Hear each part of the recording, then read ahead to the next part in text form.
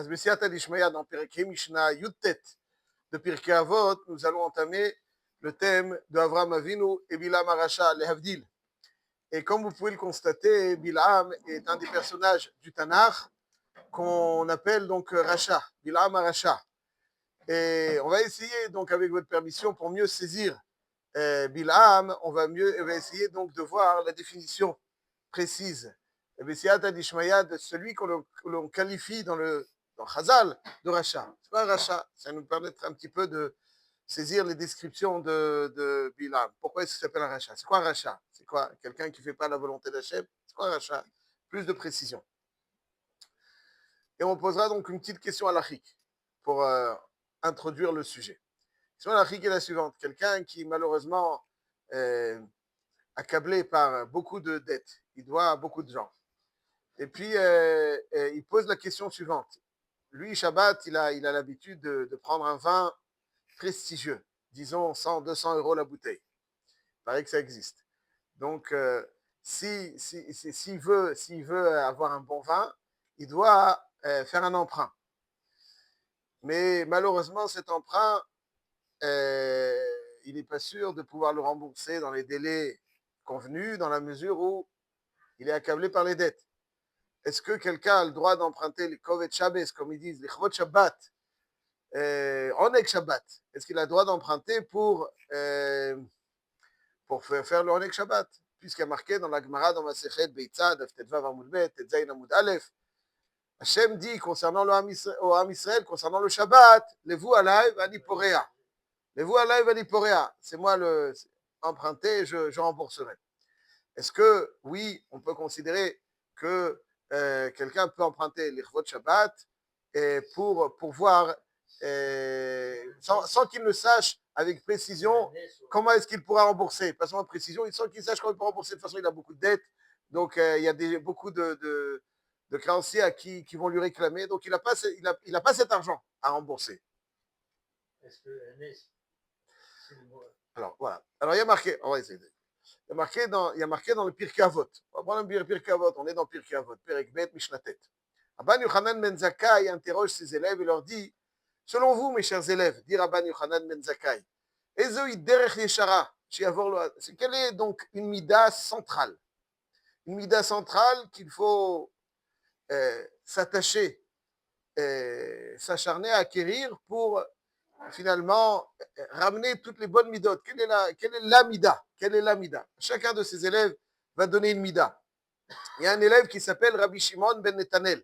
Rabbi Shimon ben Netanel va dire quelle est la mida centrale. Haroet Anolad. Pour lui, Haroet Anolad, c'est-à-dire celui qui voit ce qui va naître. Il voit ce qui va naître. Il ne vit pas l'instant. Il a la clairvoyance de voir ce qui va surgir après cet instant. Haroet Anolad.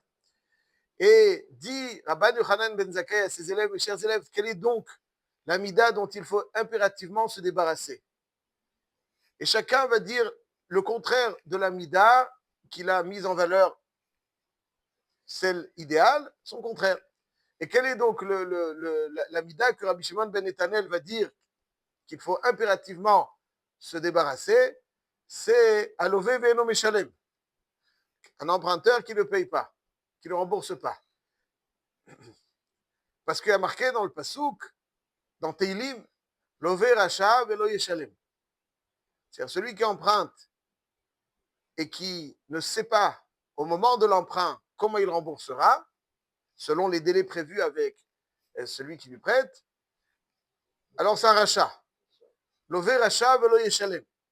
Alors ça, c'est le contraire de Roet Anolad. Pourquoi c'est le contraire de Roet Anolad? C'est très clair. Quand on observe le Passouk, Lové Racha Velo Yeshalem, il n'y a pas marqué Lové Racha Velo Shilem. Un Lové Racha quand il n'a pas payé. On aurait dû marquer Lové Racha quand Lo Shilem, quand il n'a pas payé. Pas marqué Lové Racha Velo Shilem. Marqué Lové Racha Velo Yeshalem, au futur. On aurait dû dire quelqu'un qui n'a pas remboursé, c'est un rachat.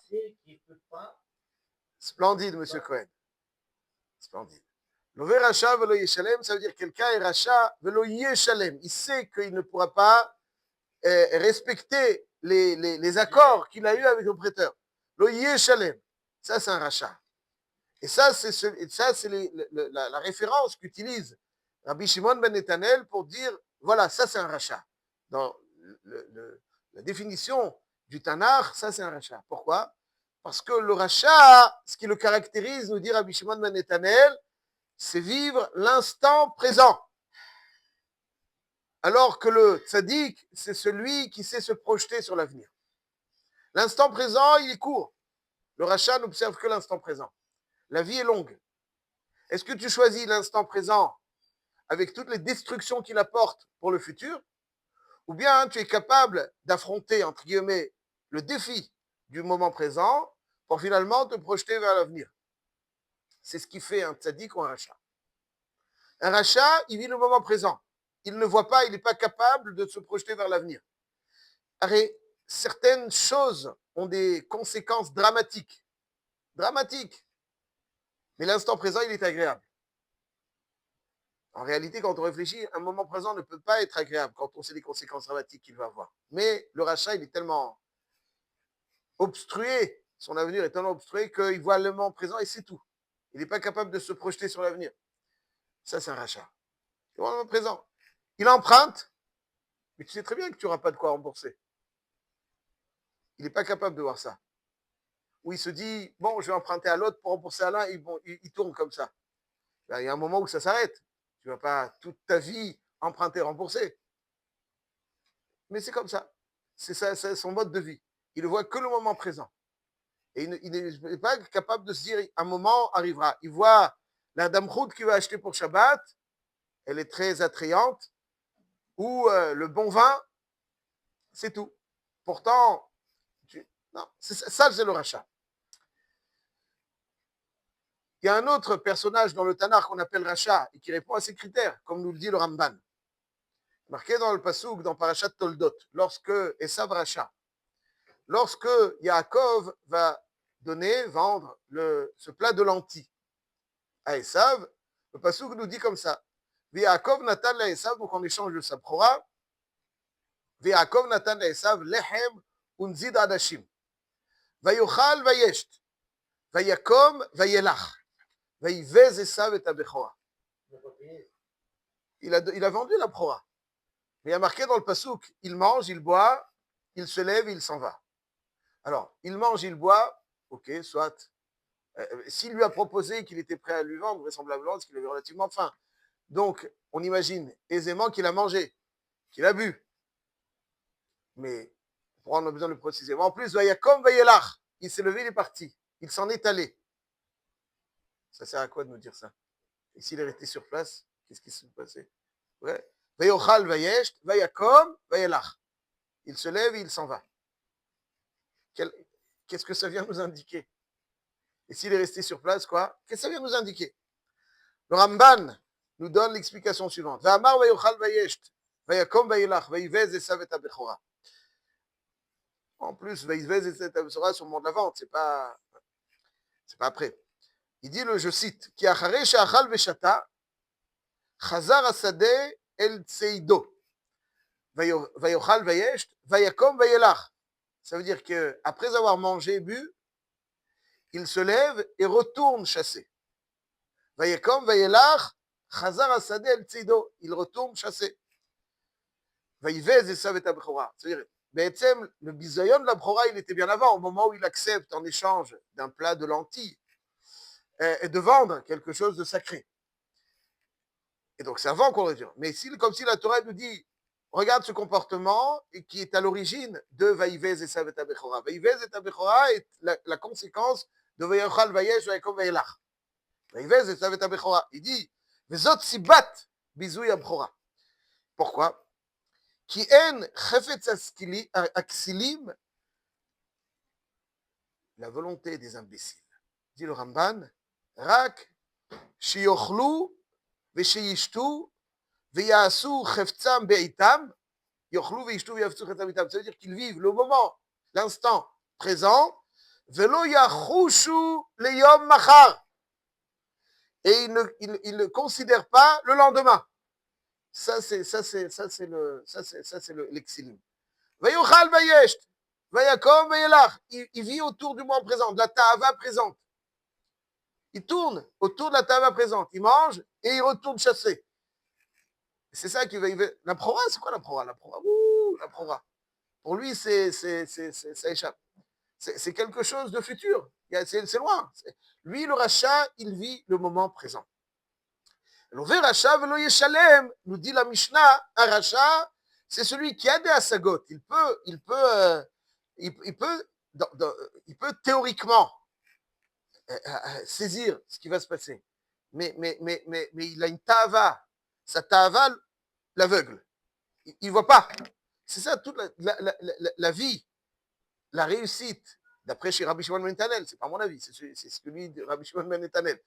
Ezoï derech yeshara, ezoï derech ra. Nous dit Rabbi Shimon ben Netanel, une route qui mène vers la yashrut, qui mène vers ce qu'il faut, et celle qui va détruire, c'est est-ce que tu choisis le moment présent court, ou bien celui qui va t'amener donc dans le long terme.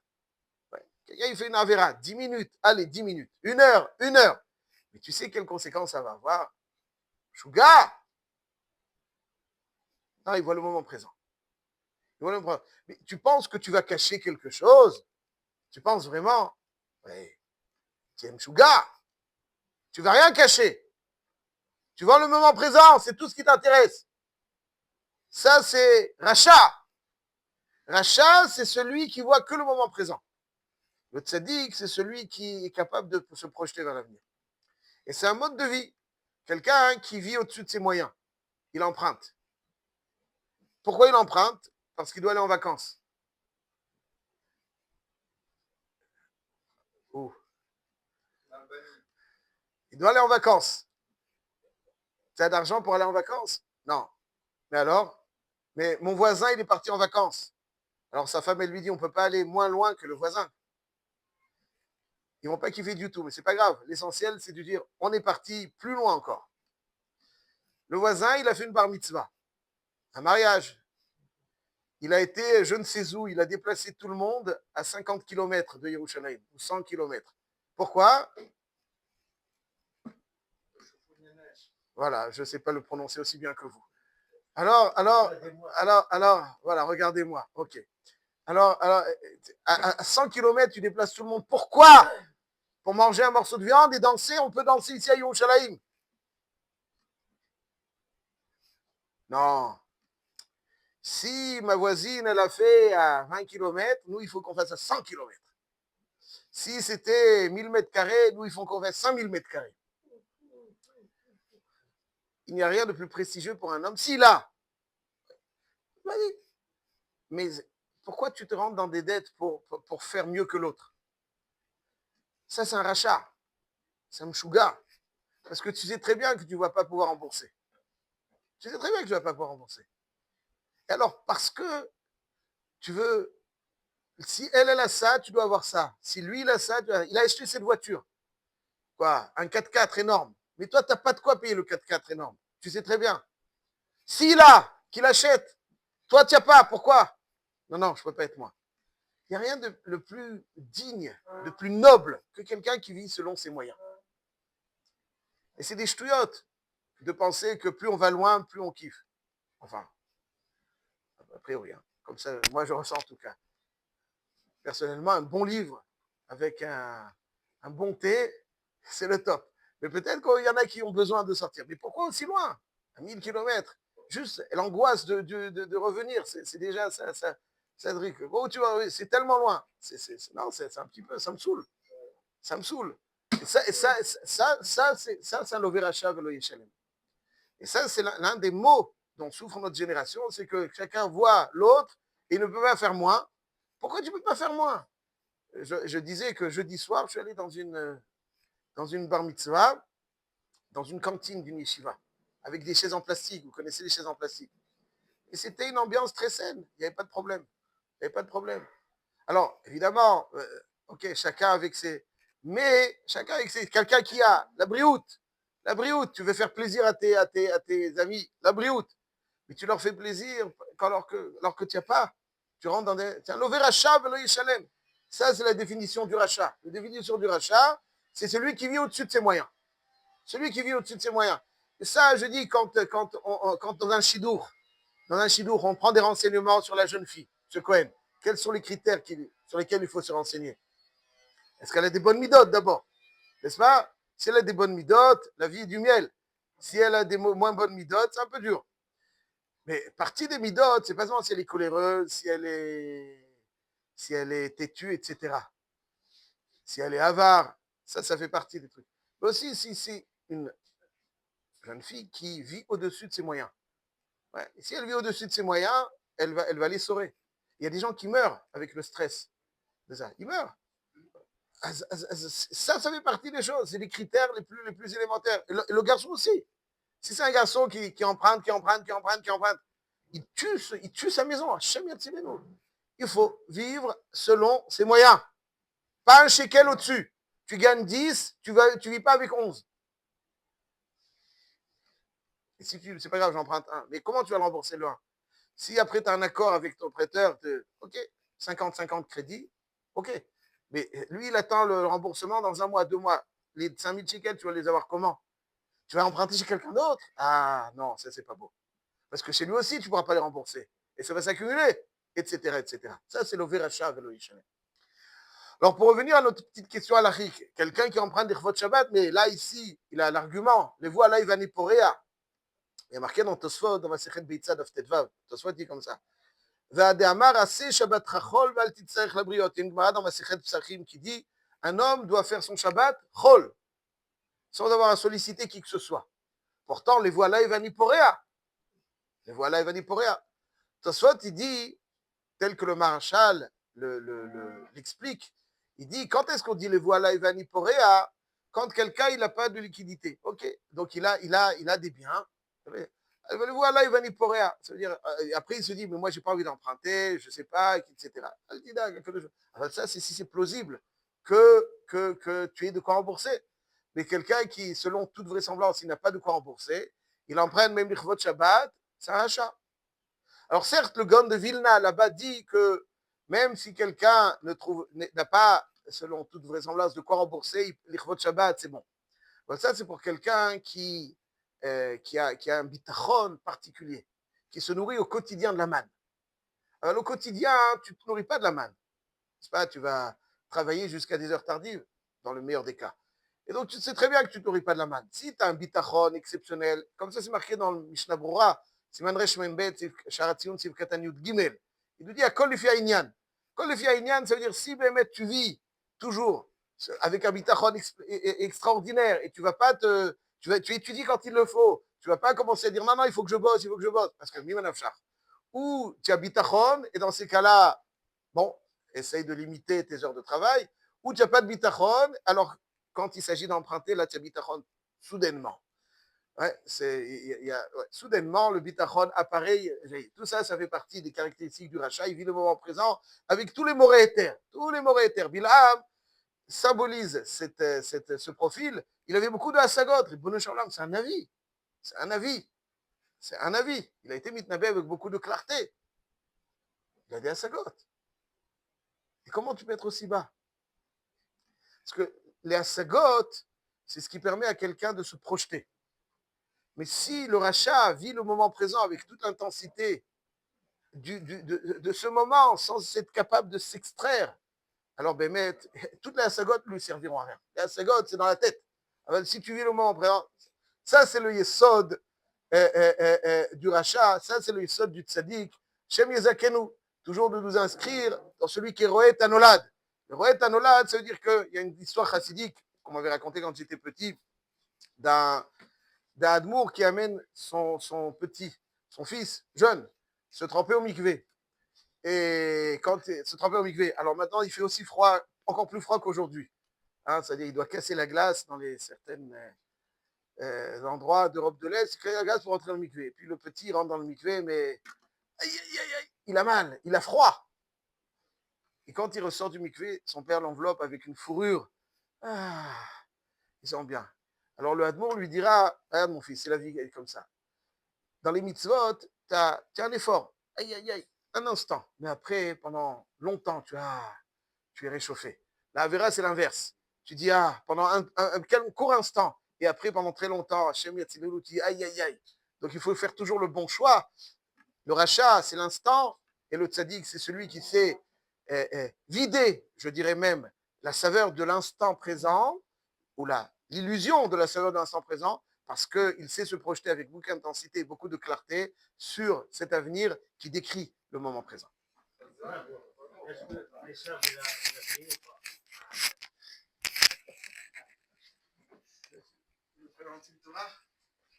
Non.